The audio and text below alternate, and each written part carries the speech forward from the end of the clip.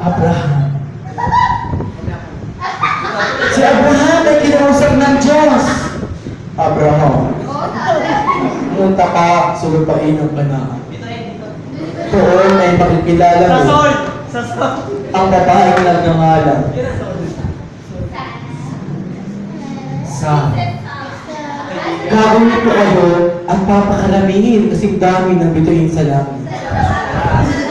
Dali-dali ay pumunta ang dalawa sa lupain ng Kanaan.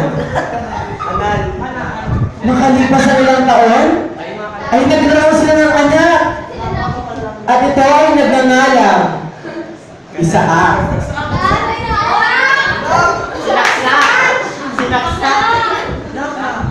Namakilang napakaayos si Isaac. Nakilala niya ang Diyos ni Abraham. Subalit, dumating ang isang araw. Habang si Abraham ay nakaupo sa ilalim ng puno ng oliba, ay kinausap siya ng Diyos. Abraham, nais kong ialay mo ang iyong anak sa akin. Pumunta ka sa bundok ng Sinai.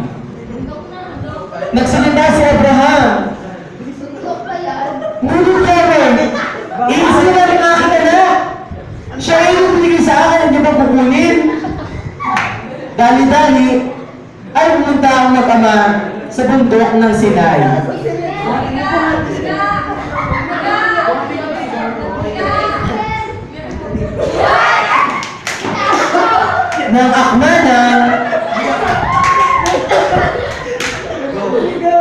Nang akma ng sasaksakin at gatara ang patalim kay Isaac, nagsalita ang Diyos.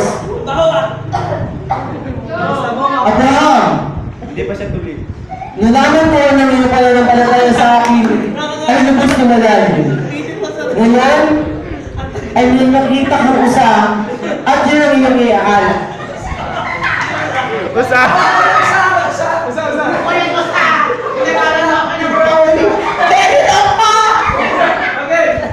Okay, nakita naman natin na doon sa story namin, masyadong maganda at ang narrator ay nakatago pa. Ewan ko lang sa ina, bago kami magsimula, may paparating sa iyo kanta. Hindi na yan yun.